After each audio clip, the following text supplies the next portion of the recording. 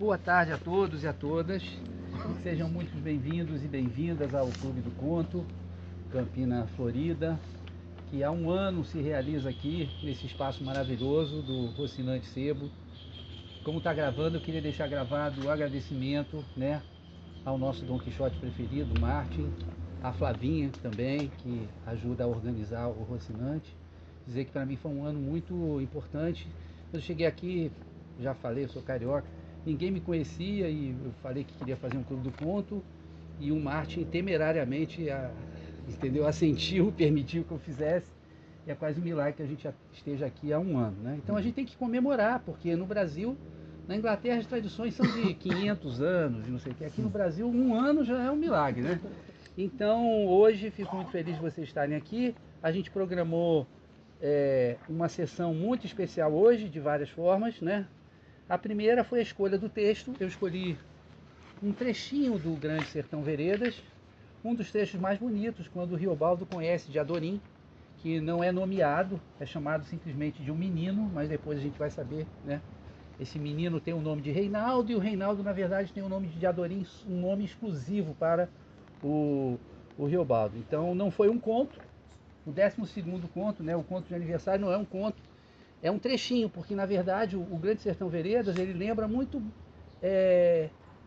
a poesia homérica, em que você tem episódios que são costurados, né? Tem vários episódios. E um dos episódios mais bonitos é exatamente esse do encontro do Riobaldo no rio, à beira do Rio de Janeiro, um pequeno rio que vai dar num rio muito maior, que é o Rio São Francisco, e depois a gente vai falar disso, tá? Mas a sessão de hoje, além da escolha desse texto muito particular, ela vai ter, além do tradicional bolo da Beckendorf, tradicional café mitológico do Martin, ele diz que hoje preparou um café mais especial ainda, né? Vocês depois devem provar. A gente vai ter 3 sorteios. Vamos sortear 2 livros, né? O primeiro livro é fraquinho, mas é meu. Histórias do Samba, né? Tem um sambista que falou, esse samba aí é ruim, mas ele é meu. Então é mais ou menos isso. Esse livro é fraquinho, mas é meu. É um livro divertido que conta 100 histórias do samba. Depois, não dá nem para comparar, a gente vai sortear uma versão pocket, mas com um texto integral do Grande Sertão Veredas. E por último, a gente vai sortear uma vaga, né, gratuita no curso Lendo o Grande Sertão Veredas, que eu vou começar na quarta-feira às 19 horas, tá? Então no final do texto aí, se vocês pegarem a última folha, tem a descrição do curso, como fazer para se inscrever, etc, etc, tá? Então, se vocês gostarem da nossa reunião de hoje, se inscreva. Se não gostaram, você recomenda para os inimigos, fala, olha, tem um curso maravilhoso, o professor é sensacional, pode se inscrever, é barato, se você quiser eu pago até a tua matrícula para você fazer. Aí vocês é que decidem. Então nós vamos ter esses 3 sorteios, né? Mas isso depois do que nós fazemos sempre, que é a leitura do texto, né? O que eu faço. E em seguida vocês vão escolher palavras-chave. A palavra-chave é uma palavra que tem que ser retirada do próprio texto. Ela não pode ser assim, eu acho que esse texto é sobre amor. Se existir a palavra amor no texto, tudo bem, você pega o amor como palavra-chave. Se não, você vai ter que pegar uma outra palavra que represente aquilo que você está querendo dizer sobre o texto, tá? Então, palavra-chave, como o nome diz, ela abre o texto. O que é abrir o texto? A palavra-chave, ela abre a possibilidade de interpretação do texto. Tem uma única possibilidade? Não. Tem infinitas possibilidades. O que me interessa é a possibilidade que você gosta. Não tem possibilidade certa aqui. É a que você gosta, a que você quer ressaltar. Você pode ressaltar, sei lá, a delicadeza da escrita, uma determinada imagem, um determinado acontecimento, né? O que você quiser. A literatura é o único espaço humano de liberdade. E na literatura tudo pode acontecer. E você pode interpretar. Agora, é bom interpretar lendo o texto, né? Quer dizer, é bom interpretar prestando atenção no texto. Quer dizer, infinitas interpretações são possíveis. E infinitas interpretações não são possíveis também, porque elas são uma transgressão do texto, né? Uma transgressão muito óbvia, muito patente. Mas vocês sempre escolhem muito bem. Então, alguma dúvida quanto a esse procedimento? Não? Se vocês quiserem pegar um lapisinho para marcar, podem pegar. Tudo bem? Podemos seguir? Aí, na hora da escolha da palavra-chave, a gente vai rodar, né? Cada uma de vocês vai se apresentar, vai dizer o nome, né? E em seguida a palavra-chave e por que você escolheu aquela palavra-chave, né? em que porta do texto essa palavra-chave abriu para você, tá? Bom, então vamos lá. É um pedacinho do Grande Sertão Veredas. Na verdade, assim, o Grande Sertão Veredas, como não é um conto, é um trecho do livro, eu tenho que falar um pouquinho do livro, né? Esse livro, ele tem muito de oralidade. Por quê? Teoricamente, é uma conversa entre um velho fazendeiro, rico, abastado, né? Dono de muitos rebanhos, né? Cercado de jagunços para protegê-lo, que na juventude foi jagunço. Era uma pessoa muito pobre, era, entre aspas, órfão de pai, na verdade o pai não tinha reconhecido ele, e ele enriquece aí, não vou contar como, porque não interessa no momento. Então os primeiros 143 passos, que mais ou menos são os 143 parágrafos, que dá 80 páginas, 100 páginas, a gente tem aquilo que eu chamo de pântano narrativo. Por que o pântano narrativo? Porque toda vez que você lê pela primeira vez, você atola ali, você fica atolado. Por que você fica atolado? Porque os personagens aparecem do nada, sem dizer quem são, os acontecimentos estão todos fora de ordem.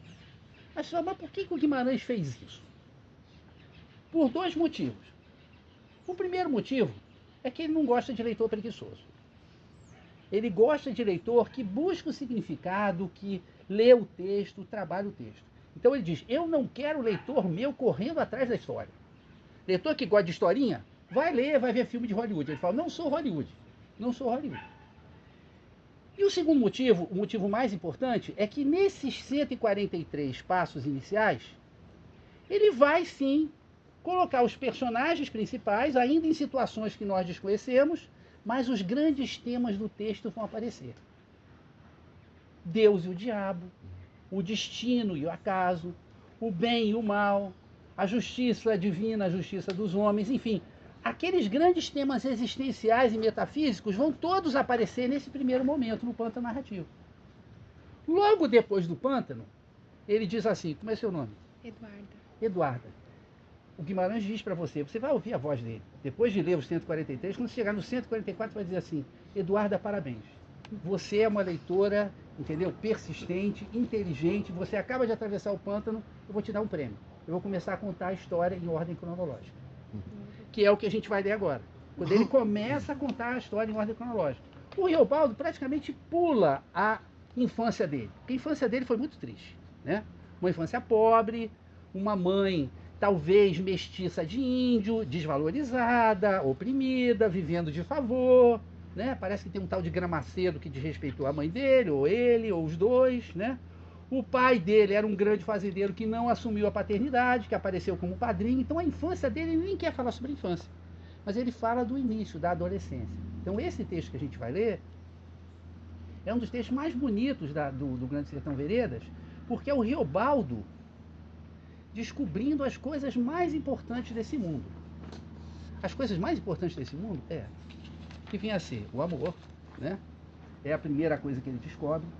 A outra coisa que ele descobre é como estar no mundo, como prestar atenção no mundo, como ver o mundo. Que o mundo é aquilo que a gente vê, mas a gente tem que ter capacidade de ver o mundo em torno da gente, o que está acontecendo, a natureza, as pessoas, os trabalhadores, né? E o terceiro elemento é o seguinte, a vida é uma travessia, né? E carece de ter coragem. Toda travessia tem problemas, tem dificuldades, e a gente tem que ter coragem, como diz o menino para ele, que na verdade depois a gente vai ver que é de Adorim, carece de ter coragem. Então, esses 3 pontos fundamentais aparecem nessa pequena história de 6 páginas, que eu vou ler agora. Os alunos do curso, deixa eu fazer uma pequena propaganda aqui, eu não sou chacrinha, mas vou fazer uma propaganda, né? Que é a seguinte, os alunos do curso recebem o texto todo numerado, com o vocabulário todo do texto e dividido em partes lógicas, tá? Que já anunciam o que vai acontecer. Então essa é a segunda parte, que o pântano narrativo eu deixei como uma única parte, porque é tudo misturado, embolado. O encontro de Riobaldo com o menino no Rio de Janeiro, do 144 a 160, tá? Então deixa eu ler para vocês. Deixa eu beber um gole d'água, sempre faz um suspense, permite o pessoal vá se preparando. termina o pântano narrativo e começa então a história encadeada em ordem cronológica. Foi um fato que se deu. Um dia se abriu, o primeiro. Depois o senhor verá por quê, me devolvendo minha razão.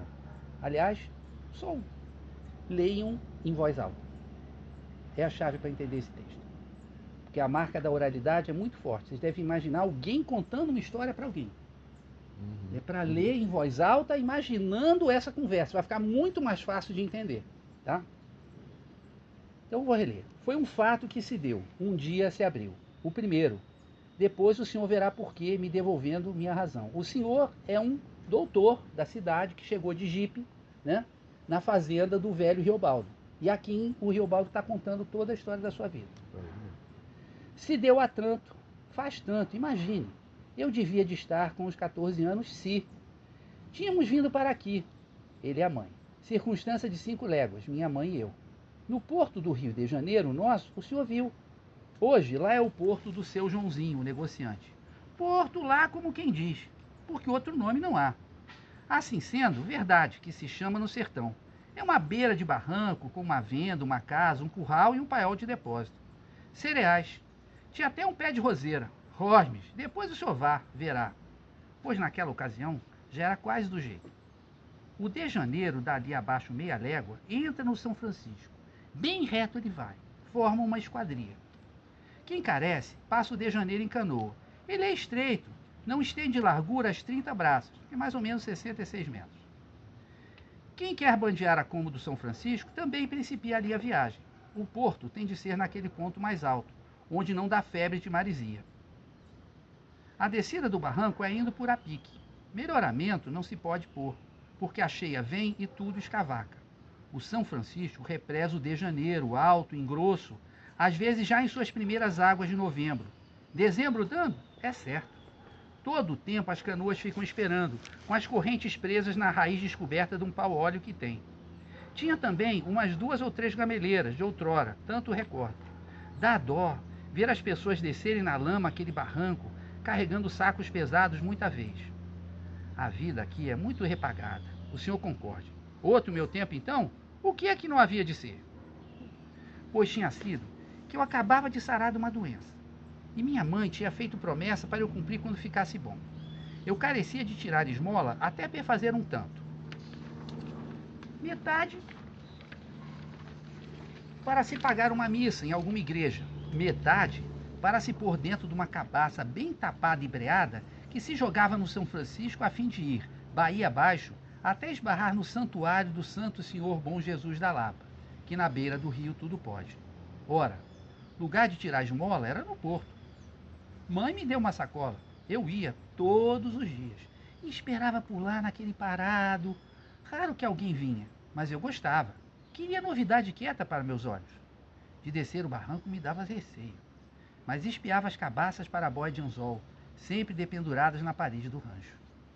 Terceiro ou quarto dia que lá fui, apareceu mais gente. 2 ou 3 homens de fora comprando alqueires de arroz. Cada saco amarrado com broto de buriti, a folha nova, verde e amarela pelo comprido, meio a meio. Arcavam com aqueles sacos e passavam nas canoas para o outro lado de Janeiro. Lá era, como ainda hoje é, mata alta. Mas por entre as árvores se podia ver um carro de bois parado. Os bois que mastigavam com escassa baba, indicando vinda de grandes distâncias. Daí o senhor veja, tanto trabalho ainda por causa de uns metros de água mansinha, só por falta de uma ponte. Ao que mais, no carro de bois, levam muitos dias para vencer o que em horas o senhor em seu jipe resolve. Até hoje é assim, por borco. Aí, pois, de repente, vi um menino encostado numa árvore, pitando cigarro. Menino mocinho, pouco menos do que eu, ou devia de regular a minha idade. Ali estava, com um chapéu de couro e sujigola baixada, e se ria para mim. Não se mexeu. Antes fui eu que vim para perto dele. Então ele foi me dizendo, com voz muito natural, que aquele comprador era o tio dele, e que moravam num lugar chamado Os Porcos, meio mundo diverso onde não tinha nascido. Aquilo ia dizendo, e era um menino bonito, claro, com a testa alta e os olhos aos grandes, verdes. Muito tempo mais tarde foi que eu soube que esse lugarinho, Os Porcos, existe de se ver, menos longe daqui, nos Gerais de Laçãs. Lá é bom? Perguntei. Demais, ele me respondeu e continuou explicando. Meu tio planta de tudo, mas arroz este ano não plantou, porque enviuvou de morte de minha tia. Assim parecesse que tinha vergonha de estarem comprando aquele arroz. O senhor veja. Mas eu olhava esse menino com um prazer de companhia como nunca por ninguém eu não tinha sentido. Achava que ele era muito diferente. Gostei daquelas finas feições, a voz mesma, muito leve, muito aprazível. Porque ele falava sem mudança nem intenção, sem sobejo de esforço. Fazia de conversar uma conversinha adulta e antiga. Fui recebendo em mim um desejo que ele não fosse mais embora, mas ficasse sobre as horas. E assim como estava sendo, sem parolagem miúda, sem brincadeira, só meu companheiro amigo desconhecido. Escondido, enrolei minha sacola. Aí tanto, mesmo em fé de promessa, tive vergonha de estar esmolando. Mas ele apreciava o trabalho dos homens, chamando para eles meu olhar, com um jeito de siso. Senti, modo meu de menino, que ele também simpatizava já comigo. A ser que tinha dinheiro de seu. Comprou um quarto de queijo e um pedaço de rapadura. Disse que ia passear em canoa. Não pediu licença ao tio dele. Me perguntou se eu vinha. Tudo fazia com realce de simplicidade, tanto desmentindo pressa, que a gente só podia responder que sim. Ele me deu a mão para me ajudar a descer o barranco. As canoas eram algumas, elas todas compridas como as de hoje, escavacadas cada qual em tronco de pau de árvore. Uma estava ocupada, a pipada, passando as sacas de arroz. E nós escolhemos a melhor das outras, quase sem água nem lama nenhuma no fundo. Sentei lá dentro, de pinto em ovo. Ele se sentou em minha frente, estávamos virados um para o outro. Notei que a canoa se equilibrava mal, balançando no estado do rio. O menino me tinha dado a mão para descer o barranco. Era uma mão bonita, macia e quente. Agora eu estava vergonhoso, perturbado. O vacilo da canoa me dava um aumentante receio. Olhei, aqueles esmerados e esmartes olhos, botados verdes, de folhudas pestanas, luziam um efeito de calma que até me repassasse. Eu não sabia nadar. O remador, um menino também, da laia da gente, foi remando. Bom aquilo não era, tão pouca firmeza. Resolvi ter brio. Só era bom por estar perto do menino. Nem em minha mãe eu não pensava. Ah, psicanalista, eu estava indo a meu esmo. Saiba o senhor, o de Janeiro é de águas claras. É rio cheio de bichos cágados. Se olhava lado, se via um vivente desses em cima de pedra, quentando o sol ou nadando descoberto exato. Foi o menino que me mostrou. E chamou minha atenção para o mato da beira, em pé, paredão, feito a água regulada. As flores, ele prezou. No alto eram muitas flores, subitamente vermelhas, de olho de boi e de outras trepadeiras, e as roxas do mucunã, que é um feijão bravo, porque se estava no mês de maio. Que nem nós aqui. Digo, tempo de comprar arroz, quem não pôde plantar. Um pássaro cantou, nhambu e periquitos. Bandos passavam voando por cima de nós. Não me esqueci de nada. O senhor vê? Aquele menino, como eu ia poder deslembrar? Um papagaio vermelho. Arara fora, ele me disse. E que? O araçari perguntava. Ele, o menino, era dessemelhante, já disse. Não dava minúcia de pessoa outra nenhuma. Comparável a um suave de ser, mas aciado e forte. Assim se fosse um cheiro bom, sem cheiro nenhum sensível, o senhor represente. As roupas mesmas não tinham nódoa, nem amarrotado nenhum, não fuxicavam. A bem dizer, ele pouco falasse.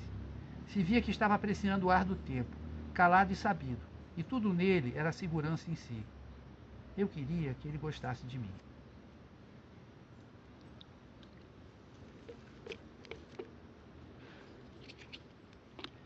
Mas com pouco chegávamos no do Chico. O senhor surja. É de repentemente aquela terrível água de largura, imensidade. Medo maior que se tem é de vir canoando num ribeirãozinho e dar, sem espera, no corpo num rio grande. Até pelo mudar.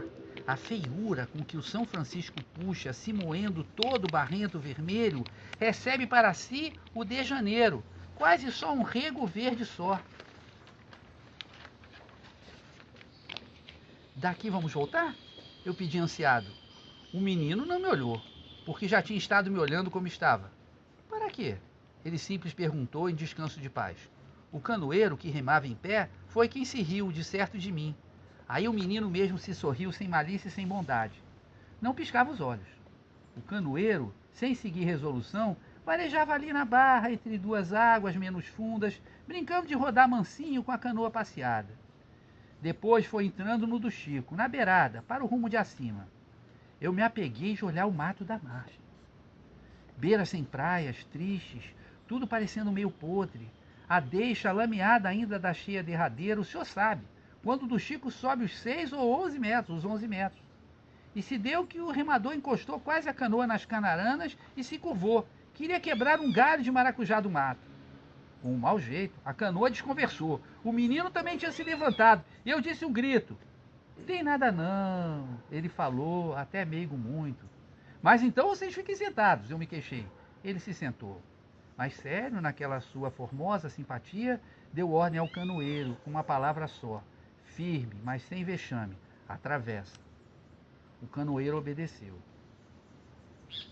Tive medo, sabe? Tudo foi isso, tive medo. Enxerguei os confins do rio, do outro lado. Longe, longe, com que prazo se ir até lá? Medo e vergonha. A aguagem bruta, traiçoeira. O rio é cheio de baques, modos moles, desfrio e uns sussurros de desamparo. Apertei os dedos no pau da canoa. Não me lembrei do caboclo d'água, não me lembrei do perigo que a onça d'água se diz a ariranha. Essas desmergulham em bando e becam a gente, rodeando e então fazendo a canoa virar de estudo. Não pensei nada.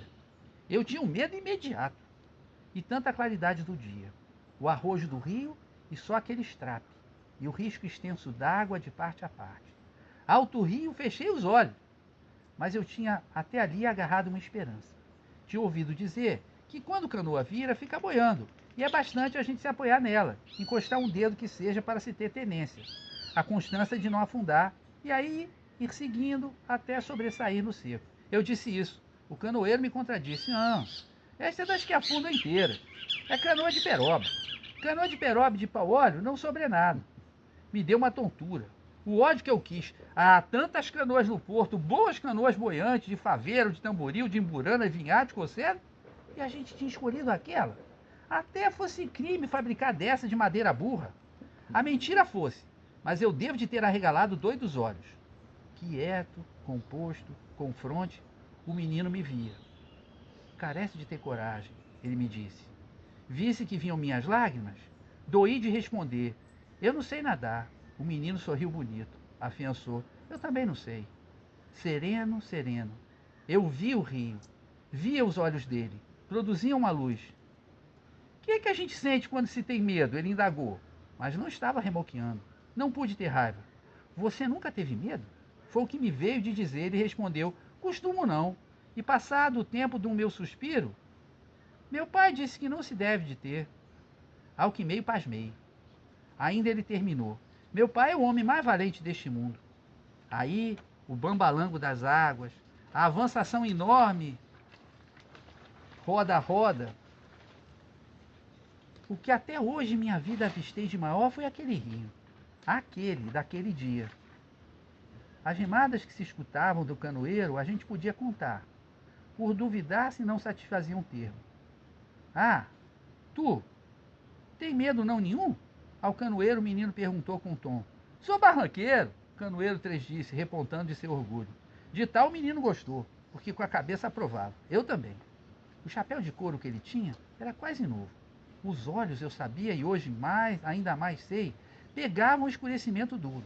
Mesmo com a pouca idade que era minha, percebi que de me ver tremido todo assim, o menino tirava aumento para a sua coragem. Mas eu aguentei o aque do olhar dele. Aqueles olhos então foram ficando bons, retomando o brilho. E o menino pôs a mão na minha. Encostava e ficava fazendo parte melhor da minha pele, no profundo. Desce a minhas carnes alguma coisa. Era uma mão branca, com os dedos dela delicados. Você também é animoso, me disse. Amanheci minha aurora. Mas a vergonha que eu senti agora era de outra qualidade. Arre vai, o canoeiro cantou feio, moda de cobra que a gente barranqueira usa. Meu Rio São Francisco, nessa maior turvação, vim te dar um gole, mas pedi tua benção. Aí o desejado. Aí vamos na outra beira, a de lá. Ao ver, o menino mandou encostar, só descemos. Você não arreda daqui, fica tomando conta. Ele falou para o canoeiro que seguiu de cumprir aquela autoridade. desde que amarrou a corrente num pau-pombo. Aonde o menino queria ir? Sofismei, mas fui andando. Fomos, na margem, no meio avermelhado do capim-pulo. Sentamos, por fim, num lugar mais salientado, com pedras, rodeado por áspero bamburral. Sendo de permanecer assim sem prazo, isto é, o quase calado somente. Sempre os mosquitinhos era que arreliavam o vulgar. Amigo, quer de comer? Está com fome? Ele me perguntou. Ele me deu a rapadura e o queijo. Ele mesmo só tocou em miga. Estava pitando. Acabou de pitar, apanhava talos de capim-capivara e mastigava. Tinha gosto de milho verde. É dele que a capivara come. Assim, quando me veio vontade de urinar, eu disse, ele determinou, vai lá atrás, longe de mim, isso faz. Mas não conversasse, eu reparei, me acanhava, comparando como eram pobres as minhas roupas junto das dele. Antojo, então, por detrás de nós, sem aviso, apareceu a cara de um homem. As duas mãos dele afastavam os ramos do mato, me deu um susto somente. Por certo, algum trilho passava perto dali. O homem escutara a nossa conversa. A fé era um rapaz mulato, regular, uns 18 ou 20 anos, mais altado, forte, com as feições muito brutas. Debochado, ele disse isto. Vocês dois, uê, hein? Que é que estão fazendo? Aduzido fungou. E mão no fechado da outra bateu um figurado indecente. Olhei para o menino. Esse não semelhava ter tomado nenhum espanto. Surdo sentado ficou, social, com seu prático sorriso.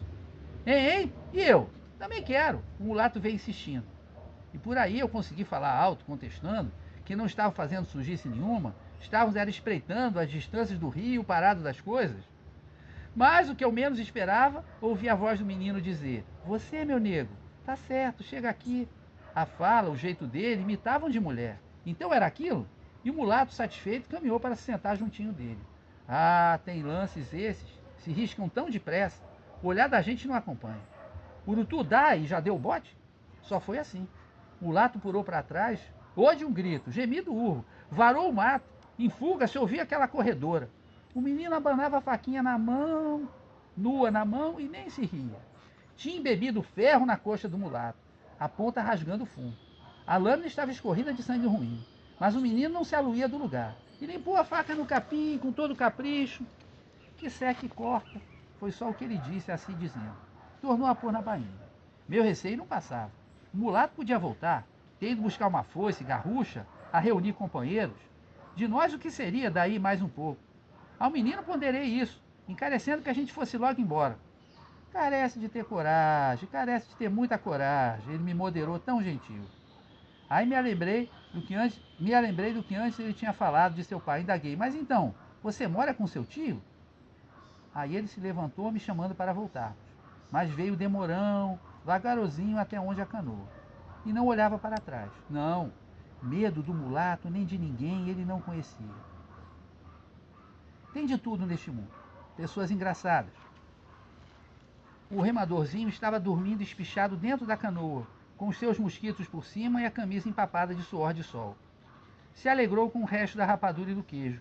Nos trouxe remando, no meio do rio até mais cantava. Dessa volta não lhe dou desenho, tudo igual, igual. Menos que, por vez, me pareceu depressa demais. Você é valente sempre? Em hora eu perguntei. O menino estava molhando as mãos na água vermelha e esteve tendo pensando. Dando fim sem me encarar, declarou assim. Sou diferente de todo mundo. Meu pai disse que eu careço de ser diferente. Muito diferente. E eu não tinha medo mais. O sério pontual é isto. O senhor escute, me escute mais do que eu estou dizendo. E escute desarmado. O sério é isto da história toda. Por isto foi que a história lhe contei. Eu não sentia nada. Só uma transformação pesável. Muita coisa importante, falta nome. Minha mãe estava lá no porto por mim. Tive de ir com ela, nem pude me despedir direito do menino. De longe virei, ele acenou com a mão, eu respondi. Nem sabia o nome dele, mas não carecia. Dele nunca me esqueci, depois de tantos anos. Ainda continua por mais um parágrafo, com o velho Riobaldo tentando analisar o que foi esse encontro com o menino. Mas eu cortei, porque a história fica perfeita nesse ponto. E aí já era demais, especulações e tal. Para a gente encontrar uma palavra-chave, eu achei que era melhor cerrar aqui, tá? Esse encontro vai, né, mudar a vida do Riobaldo para sempre. Então vamos começar com a Eduarda, né, já que eu sei o nome dela, a gente já começa com ela. Vamos lá, Eduarda, sua palavra-chave. ainda estou processando o conto, mas Quem não aqui eu tiver ainda a anotei. palavra-chave, não tem problema. Passa e depois, quando voltar em você, você escolhe a sua palavra-chave. Ninguém é obrigado não, tá? Eu Vamos falo lá. um pouquinho do porquê eu escolhi, daí isso. Você fala da palavra e por que você escolheu, tá? A palavra que eu escolhi foi atravessa. A ordem que o menino dá pro canoeiro. Isso, que dá pro canoeiro. Atravessar do de Janeiro, cruzar pro São Francisco. Isso. Tá. E aí, principalmente do que veio depois, né, em relação ao rio, porque eu senti muito que esse rio é a vida, né? E até ele fala sobre várias vezes ter coragem, e aí ele fala pro fazendeiro, mas eu entendi que a palavra-chave da história é atravessa, assim, sobre coragem, sobre A a vida. palavra-chave que você escolheu. As outras também são palavras-chave da história, só pra gente não ter, mas é uma palavra muito central, realmente, você tem razão, toda razão. Tá ótimo. Perfeito, Eduardo. Obrigado. Você, querido, por favor. Meu nome é Emanuele e a palavra que eu escolhi foi medo, que ele usou bastante e me identifico porque eu acho que na vida a gente faz muitas escolhas, né? Então, muitas vezes a gente tem medo de seguir outros caminhos, né? A gente acaba ficando confortável ali, né? Por muitos momentos, por anos até. E quando a gente faz outras escolhas, a gente sente medo, então. Perfeito. Bem legal, Manuel. Bem lá, beleza. Perfeito. Vamos lá. É bom que a gente faz um mosaico, entende? Todas as palavras são importantes, que a gente vai discutir vários aspectos do texto. O medo é uma palavra-chave, ela abre uma porta para perceber o texto. A travessa é outra porta que abre também. Elas estão relacionadas, né? Beleza. Meu nome é Nathalie, eu escolhi a palavra smart. Eu achei muito legal o significado dela. Estava lendo aqui embaixo e ela vem do inglês o smart, mas eu não sabia que eles aportuguesavam as palavras em inglês. Não, isso é o Rosa que faz. É uma coisa que não tem no português, né? Ele brinca muito com as palavras. Ele falava que ele era um amante da língua e que os juntos eles procriavam sem parar. Então ele pega palavras tupis, ele pega a palavra alemã, palavra italiana, francesa, por exemplo, às vezes ele coloca dançar, né? Que conosco no português é com C cedilha, que sem dúvida é a letra mais feia que tem, né? É uma letra que tem um apêndice. Então ele coloca dançar com S. Porque o S sim é que representa a dança, né? Aquele C cedilha ali, não sei, é você pisar no pé do parceiro, alguma coisa do gênero.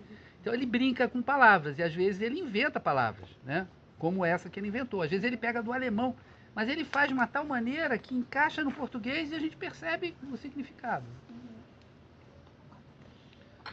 Tá ótimo, querida, por favor. Meu nome é Cris, a palavra que eu escolhi é transformação. Acho que eu me forcei pela explicação e pela contextualização ali da história, né, de que isso era o início ali da história mesmo. E eu imagino que ele mesmo fala, né, mas eu imagino que depois desse encontro eles vão sair transformados.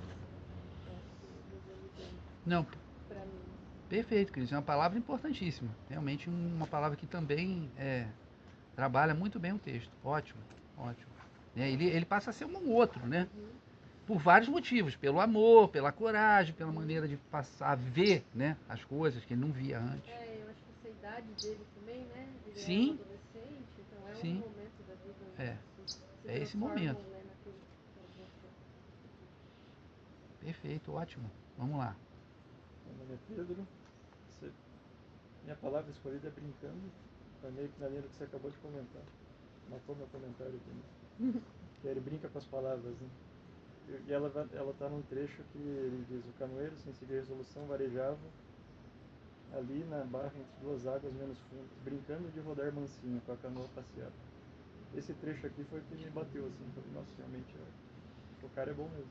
Porque eu consegui desenhar todo o cenário ali na cabeça. E também como uma brincadeira de criança dele de entrar num barco e atravessar um rio super perigoso, né? Tipo, pensando na mãe do Riobaldo que ficou lá na feira: cadê meu filho? Que foi se aventurar, né? Enfim.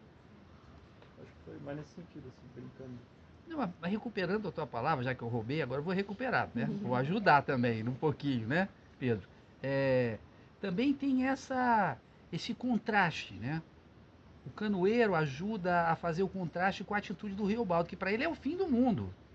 Ele tem medo até, para pegar o que a Emanuele falou, ver como é que todo mundo, né, contribui. Ele tinha medo até de descer até as canoas para olhar as canoas, até de descer o barranco dali. Entrar no de Janeiro, entrar no São Francisco, então, e o canoeiro que estava acostumado com aquilo ali, que era o menino dali, ele fica brincando, ele quer pegar um maracujá antes de entrar no São Francisco, e para ele aquilo não é nada, né? Então também ajuda a fazer o contraste com o Riobaldo, com o medo do Riobaldo, né? Essa brincadeira do campo, porque aquilo ali pro canoeiro é a brincadeira. Ele fala, eu sou barranqueiro. Barranqueiro é quem nasce à beira do Rio São Francisco, né? É chamado de barranqueiro. Então essa brincadeira, porque para ele não era. E pro Riobaldo era o fim do mundo. Só servia porque ele estava do lado do menino, né? A coragem dele era paixão pelo menino que ele sentiu imediatamente, né? Ótimo, Pedro. A brincadeira tem que estar sempre presente numa sala de aula, numa leitura. A gente tem que sempre brincar. Se não for brincadeira, se a gente não tiver prazer, não tem graça nenhuma. Boa tarde, eu sou Maria. Eu escolhi na parágrafo 154, tive medo, sabe? E o que me chama a atenção é que ele coloca tive medo todos juntos. Aí, no primeiro momento, eu pensei, será erro de digitação? Mas aí quando o Ovid fala que ele brinca com as palavras, então eu entendo que ele coloca intensidade nisso. E talvez seja a forma que ele consegue expressar a coragem que ele tem ao verbalizar o medo que sente. Eu penso que muitas vezes a gente tem medo, mas ou não encara, ou simplesmente paralisando, né? Ou não, ainda que indo, não tem coragem de expressar. E aqui ele fala, tive medo, sabe? Então, achei importante isso, porque de certa forma é uma forma de conexão não só com o que está fora, mas com o que ele sente também. E com os novos sentimentos que ele tem. Ele está acessando coisas, como você trouxe na introdução, né? Ele vai conhecer coisas novas nessa fase da vida. E a forma como ele encara esse medo é completamente diferente de tudo que ele tinha vivido até então. Seu comentário é ótimo, perfeito, não tem um acréscimo, não tem uma mudança, mas é erro de digitação sim. Às vezes poderia não ser, mas nesse caso é. É que quando eu diminuí o tamanho do texto para ficar, né, mais enxuto e tal, não gastar tanto dinheiro com o xerox, aí algumas palavras ficaram meio assim, né, parecendo que estavam coladas. Mas seu comentário é perfeito, não diminui nada o comentário. Foi bom que chamou a sua atenção para fazer o comentário. Perfeito, Maria, muito obrigado. Meu nome é Ana e a palavra que coloquei foi imensidade. Porque eu acho que faz muita referência, ele é um jovem que acabou de mudar para uma nova cidade com a mãe, não conhece nada. E ele de repente conhece um novo garoto, que ele já de cara fica encantado. Eu até pensei... Está na segunda linha da 153, só para o pessoal pegar mais fácil, tá? Teve momentos que ele ficou ele estava tão absorvido pelo garoto, e também pelo rio, por tudo. Daí eu acho que a imensidade também pode fazer referência a como a vida dele agora deu essa mudada. Antes era uma vida muito, como posso dizer, aquele de cavalo que só olha pra frente. A imensidade aqui eu acho que foi meio que ele expandir os conhecimentos dele, começando a descobrir novas pessoas, novos lugares. Perfeito. Mas também aqui no texto, quando ele chega, o contexto que ele chega no do Chico, é a terrível água de largura. Imensidade aqui é interessante porque não existe imensidade, né? Então ele está brincando com intensidade. Era tão imenso que causava nele uma sensação muito intensa, de medo e de surpresa, que ele nunca tinha visto um negócio. Ele vai dizer mais à frente que eu nunca vi nada tão grande quanto o rio daquele dia. Quer dizer, porque para a idade dele, para o pouco conhecimento que ele tinha, né, esse menino que você muito bem descreveu, o menino que está, né, e um menino que acha que ele é órfão, que ele não tem pai, está com a mãe, mudou para lá há pouco tempo, aquela coisa toda. Esse menino, aquilo ali é a coisa maior que ele viu na vida. E na vida dele inteira, nada causou tanta impressão de imensidão quanto aquele rio. Aí ele usa a palavra, ele inventa uma palavra, mas que tem uma ressonância de intensidade. Porque é a intensidade do sentimento que ele percebe. O que você falou em relação à descoberta e tal, de ouvido, tá perfeito, é isso mesmo. Só que aqui nesse trecho é um primeiro momento de um choque que ele ainda não conseguiu alargar o horizonte dele. Ele ainda não tem uma mente capaz de entender essa grandeza. Quando ele volta, ele diz, não tem nada para contar, né? Porque ele já acostumou. Mas aqui é o primeiro momento. Então, tem a intensidade desse choque dele. Ao perceber, ele fala, aquela terrível água de largura. Terrível. É medo, é terror, é um receio absurdo. Então aí a imensidade, ela mistura a imensidão com a intensidade do sentimento dele. Eu falo, medo maior que se tem de vir canoando e de repente chegar no corpo de um rio grande. Perceba, o corpo, o rio aí é como se fosse um monstro. Até pelo mudar, ele fala depois ainda. Exatamente. Perfeito, Ana. Obrigado, querida. Depois todo mundo pode fazer comentário de novo, tá? Primeiro faz uma primeira rodada, depois todo mundo pode comentar à vontade também. Senhor Martin. Eu sou Martin, enfim, o Rocinante.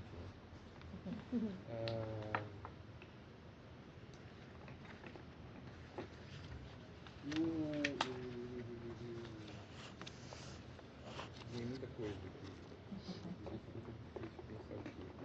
Lá na 146, na penúltima linha, novidade quieta para meus olhos. Mas eu gostava, eu queria novidade quieta para meus olhos. Mas como assim novidade quieta? Né? Porque a novidade nunca é quieta. O novo é aquilo que chega, que é diferente. Porque é diferente, ele... E aí tem essa coisa assim da linguagem do Guimarães. Se tu me permite, porque tem várias palavras aqui que ele inverte completamente. Não, mas só uma coisa. Né?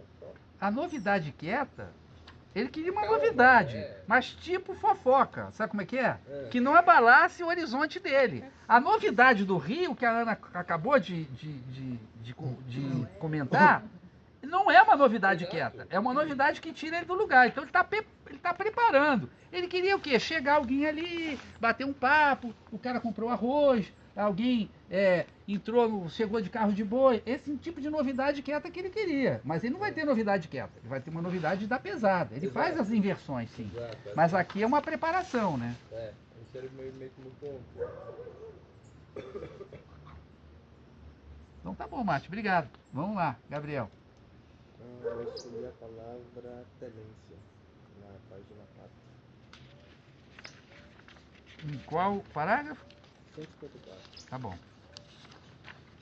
Eu fui na mesma linha de raciocínio, né, que alguns falaram ali do rio que seria a vida, que ele estaria passando pelo sentimento ali novo de medo, terror,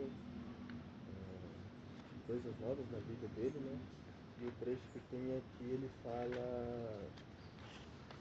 sobre quando a canoa vira e fica boiando, ele tem de fazer o esforço mínimo, o máximo que puder, para tentar pelo menos... Se ela virasse, ela não virou. Virar, tá. Fazer o esforço máximo de colocar pelo menos um dedo ali, que eu interpretei que seria como uma espécie de, sei lá, porto seguro, alguma coisa assim, de salvar ele. Exato. Daí eu acredito que seja mais isso, sei lá, o sujeito tá com medo enorme, mas ele percebe assim, bom, tem uma salvaguarda aqui. Se acontecer o pior, né? A canoa vai virar, mas pelo menos eu vou poder segurar nela. É uma salvaguarda de quem está com muito medo e pensa, bom, mas pelo menos isso, né? Vou ficar ali no rio, é perigoso, eu não sei nadar, mas eu me encosto na canoa, então não vou perder tudo, não vou perder a vida, né? Para se ter tenência aí, para você poder se fixar, ficar estável. Ele odeia o movimento, né? De início ele tem medo do movimento. As águas se movimentam, a canoa se movimenta, o canoeiro se movimenta, se levantando. Ele não quer.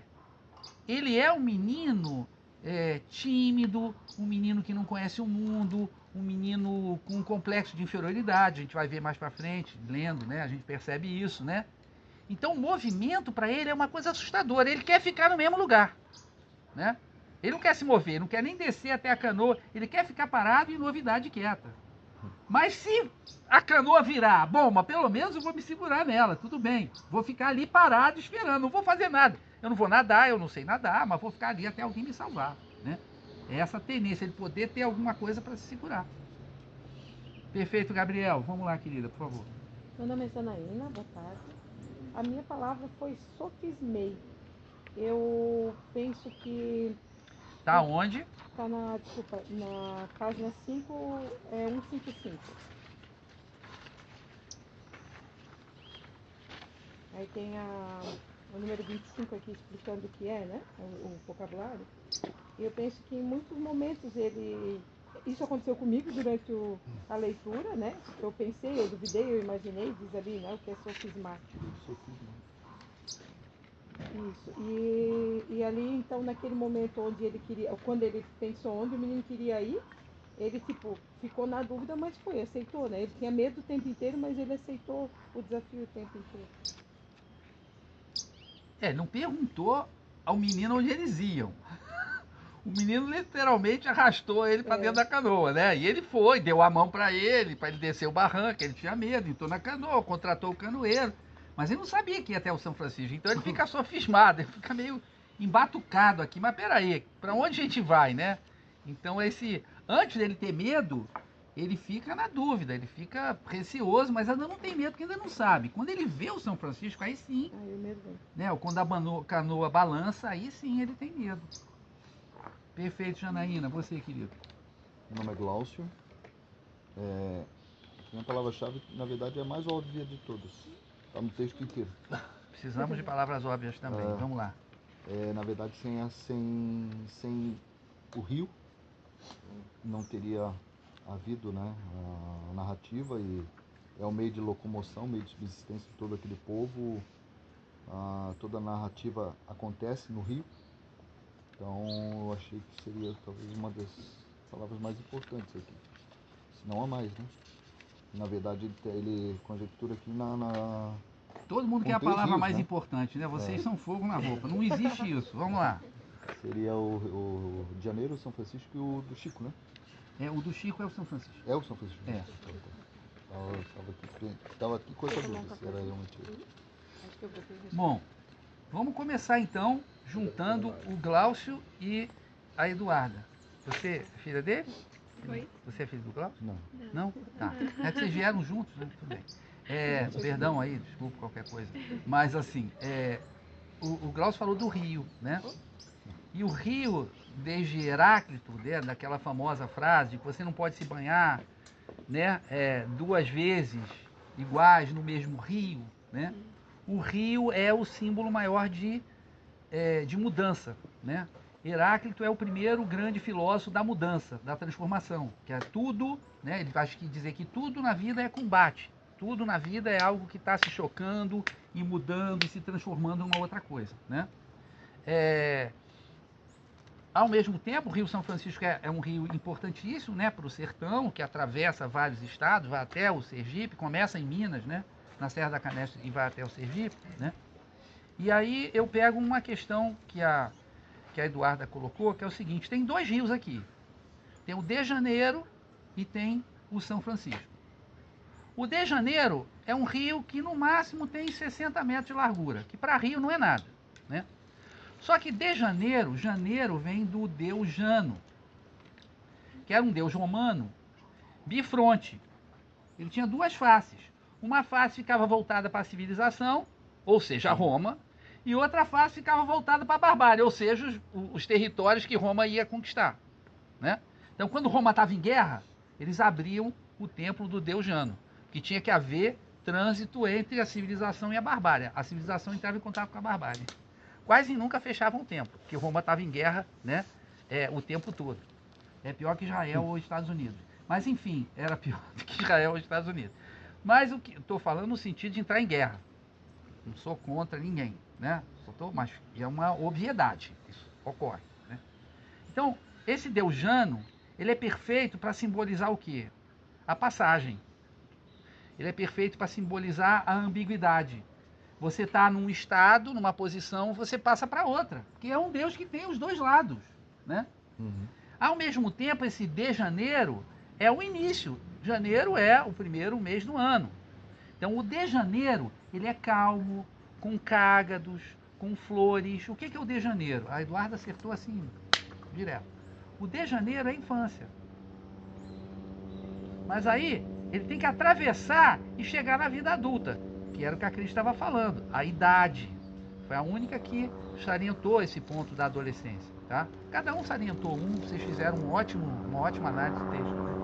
Então, o janeiro aí é o início de tudo, é a infância, aquela coisa calma, tranquila, os cágados, as flores, parará, parará, e de repente chega no São Francisco. O São Francisco não é só a vida, mas é a vida adulta. A vida em que você tem que tomar decisões, né? Aí eu acho que foi a Emanuele que falou das decisões. A vida que você tem que tomar decisões, não adianta, você tem que se mover, você tem que atravessar, você tem que enfrentar, né? Então, realmente, o simbolismo do rio é absolutamente fundamental aqui, tá? Mas eu queria salientar também mais uma coisinha ou outra, né? Aqui é o início de tudo. Quando, no pântano narrativo, ele já fala do Diadorim no 18º passo, né? Ele é uma batalha tremenda, o Riobaldo acha que vai morrer, o Riobaldo é muito medroso, né? Durante a maior parte do livro ele é muito medroso. Ele acha que ele vai morrer, aí tem um sujeito que se ajoelha no meio de campo de batalha e fala: eu vi a Virgem, todos os anjos, né? Parece até o Alto da Compadecida, tem um pouco, né? Eu vi a Virgem, todos os anjos, e todo mundo para de atirar. Aí o Riobaldo, que é medroso, morre, ele aproveita, sai num galope desesperado, o cavalo dele tropeça e ele cai num buraco. E ainda fica com medo que tivesse cobra dentro do buraco. E ele fica ali rezando para os caras não virem atrás dele e matá-lo. E ele fala: e meu pensamento ia direto para Diadorim. Por isso que eu chamo de pântano narrativo. Quem era o Diadorim? Que pensamento era esse? Né? No pântano narrativo nada é explicado. Mas assim, ele demonstra esse amor por Diadorim no passo 18. Mas a gente não sabe como esse amor nasceu. E esse amor nasceu aqui. Então aqui tem uma das... o Guimarães coloca um encontro entre o Riobaldo e Diadorim em maio, que foi quando ele encontrou o grande amor da vida dele, que foi Araci. Tá?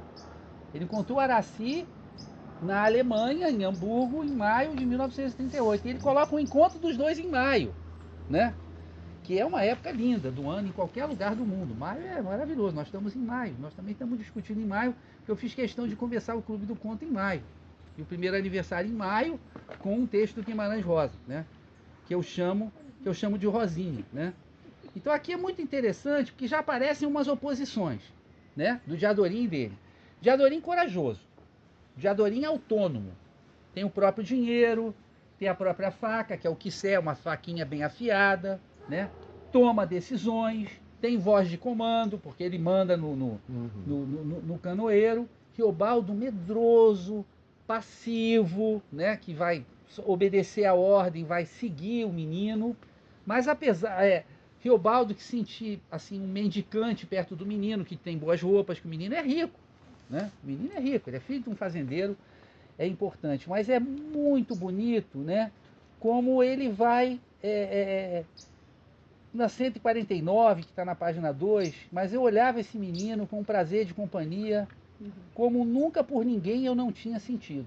Aqui já se coloca a questão, uma das questões fundamentais do romance, que é a ambiguidade da relação entre Riobaldo e Diadorim, né? Riobaldo, ele vai dizer: eu sou homem por mulheres, sempre fui homem por mulheres. De repente ele está apaixonado por um outro jagunço. Um jagunço que assim, tem olhos verdes, uma pelezinha muito bonitinha, branquinha e tal, umas mãozinhas muito delicadas, mas que é um monstro na guerra. Sai matando direto, não tem medo de ninguém, não tem medo de nada. Então ele fica meio assim: bom, o que eu faço com isso? O que eu faço com esse amor? Né? O tempo todo ele fica... Eles pouco se encostam na narrativa toda, mas quando o Diadorim, como aqui, pega na mão de Riobaldo, tem um curto-circuito, né? É hecatombe, é uma coisa assim do outro mundo, né? E Riobaldo às vezes fica sonhando. Tem uma vez que ele chega assim, fica sonhando com o Diadorim, olhando para ele, olhando para ele. O que foi, Riobaldo? Diadorim, você não tem uma irmã, não? Aí Diadorim mata o Riobaldo. Não, Riobaldo, só tenho você e Deus. Sensacional, né? Fala, querido. Essa é realmente a intencionalidade do Guimarães Rosa de colocar a mulher como realmente o ponto forte da trama, mesmo de uma forma velada, né? escondida na figuração de um homem, e Klaus, colocar o homem como o ponto mais frágil? Klaus, olha só. Na literatura, a não ser que a gente tenha uma declaração do autor quanto à intencionalidade, a intencionalidade não importa para nós. Aham. Você pode fazer uma análise nesse sentido, tá? Uhum. Mas a intencionalidade nós não temos como avaliar. É um livro que não tem intencionalidade, uma única intencionalidade. O Rosa dizia o seguinte sobre a obra dele. Sobre a minha obra, se eu pegar 10 pontos, né, pegar 10, um vai ser história, tá? Vai ser o enredo.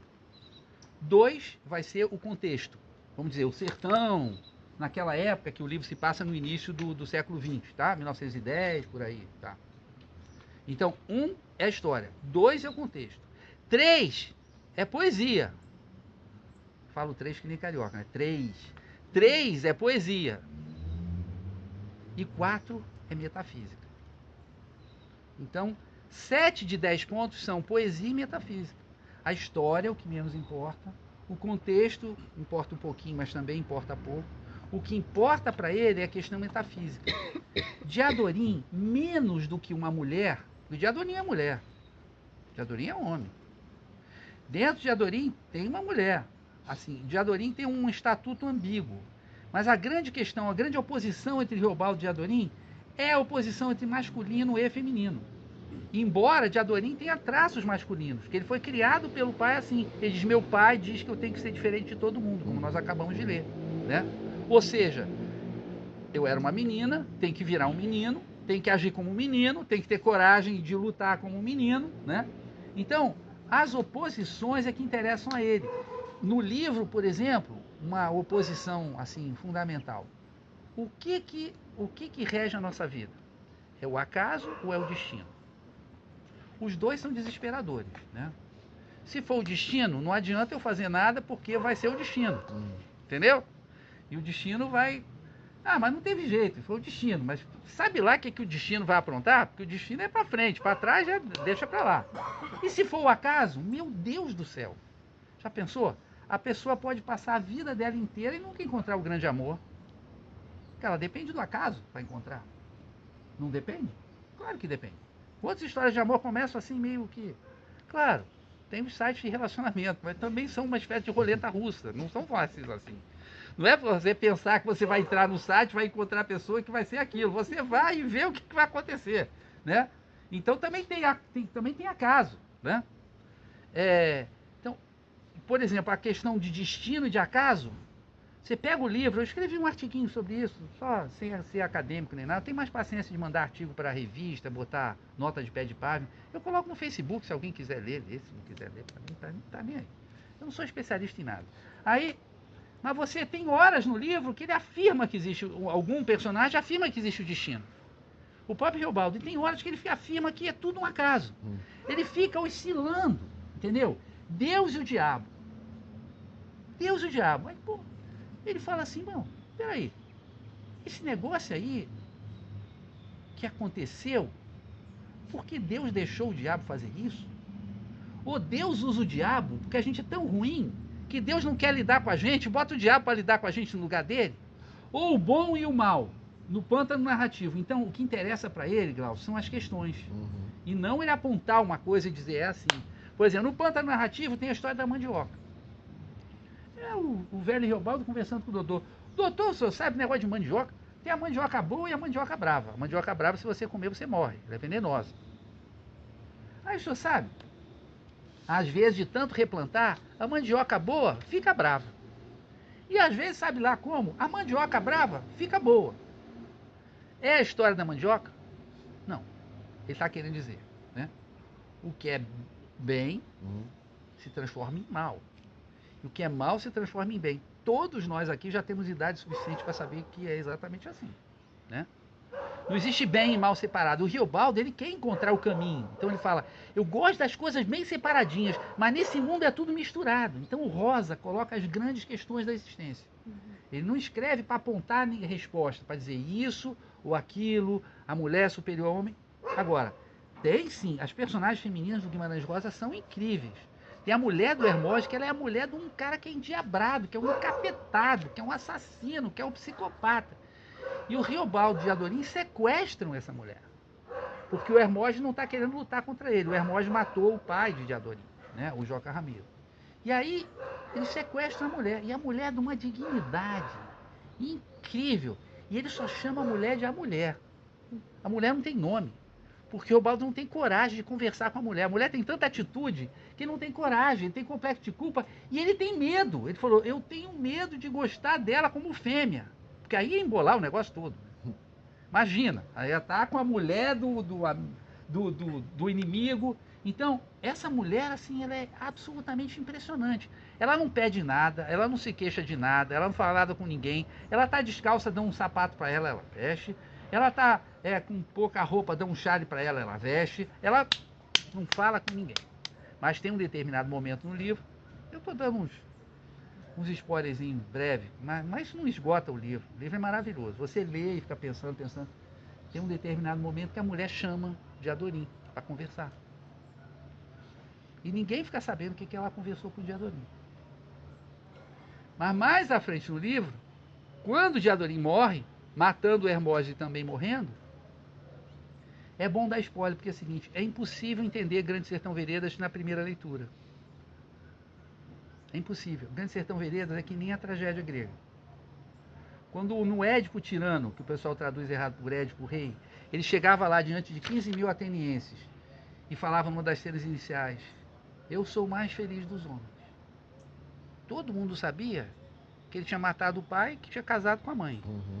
E que ele estava trazendo a peste para a cidade. Né? Que a peste era culpa dele.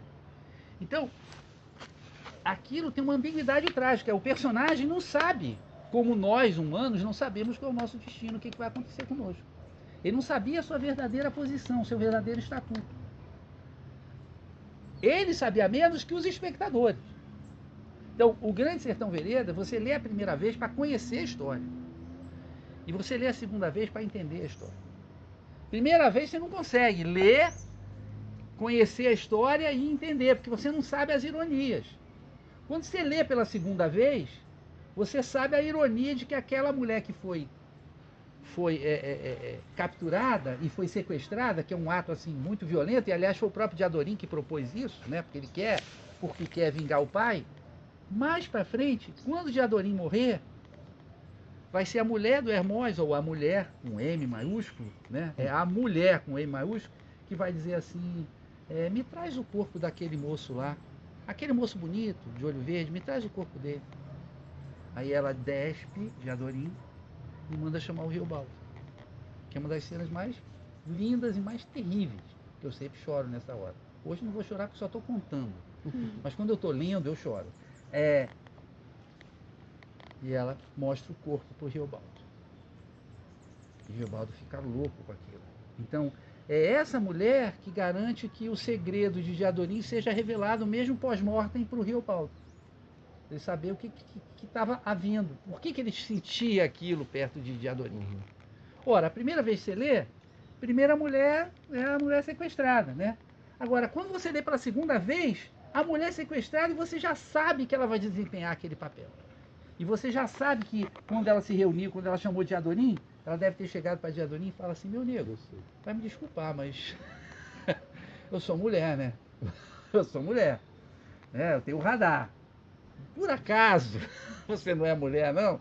E Diadorim louco, olha só que coisa linda, porque ele cria uma cena usando o linguajar de hoje, né? Que eu creio que corretamente, eu não sei, porque eu não sou politicamente correto, e eu sou um extraterrestre vindo do século XX, né? Eu estou aqui no século XXI de empréstimo, qualquer dia cessa meu empréstimo aqui. Eu sou mesmo do século XX. Não que fosse um século bom, terrível século, pior século que teve em termos de guerra e tal, mas é o século de onde eu vim. Então, mas é a tal da sororidade. Então, um encontro de sororidade. As duas são mulheres no meio de um bando selvagem de jagunços, no meio de uma guerra absolutamente terrível e sanguinária. Pô, incrível, elas têm que conversar, né? Eu não deixo meus alunos chamarem, não deixo, isso aí eu não deixo mesmo. Às vezes a gente tem que ter um pinguinho de autoritarismo. Eu não deixo meus alunos chamar Diadorim de mulher. Eu falei assim, se pro Riobaldo Diadorim é homem, você acha que você sabe mais do que o Riobaldo vai chamar Diadorim de mulher? Né? Na trama, Diadorim não é uma mulher. Ah, mas depois não, depois é depois. Enquanto está na trama, todo mundo trata de Adorim como homem. Então nós temos que falar o de Adorim, para respeitar a narrativa. Depois que aparece, aí chama a de Adorim. Parece o corpo da de Adorim. Tudo bem, né? E o nome dela é Maria Deodorino. Então, você só na segunda leitura é que você consegue compreender melhor, né? Refinar um pouquinho a sua análise e tal. Mas isso assim, se vocês ficaram com vontade de ler o Grande Sertão Veredas, para mim já é maravilhoso. Espero que sim, né? Bom, vamos ao sorteio, não é mesmo? Vamos lá, vamos ao sorteio. Alguém tem alguma dúvida? Quer colocar alguma observação? Eu tenho sobre o clube. Isso aqui é um clube. Isso é um clube.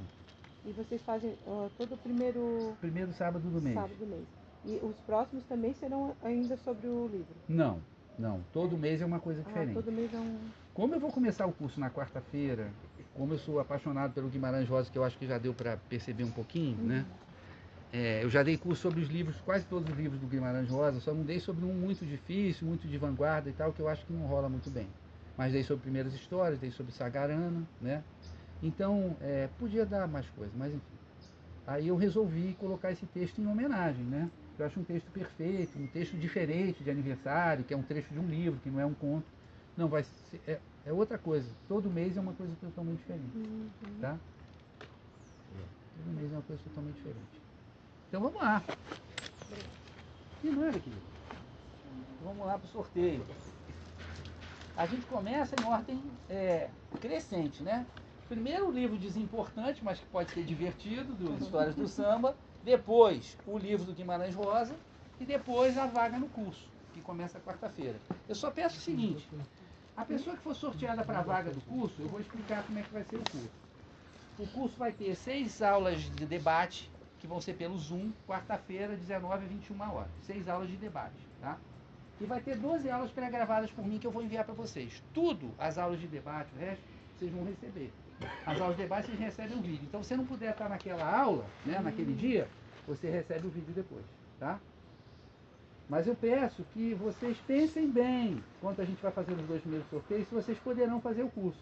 Para não tirar a vaga de alguém que poderá fazer e que vai gostar de fazer, tá bom?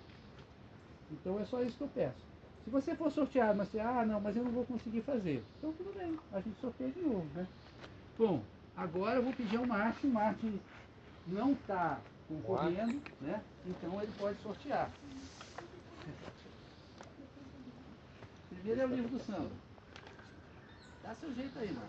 Chega um negócio aí no meio, vamos lá. Alguém está com o número 24? Acho que não, né? E aqui tem todos os números e vocês são um número limitado. Vamos lá, alguém ver. Está em ordem. 19. Não sei se está em ordem, eu misturei, embaralhei um pouquinho. Embaralhar mais. Estou bom de baralho, não é?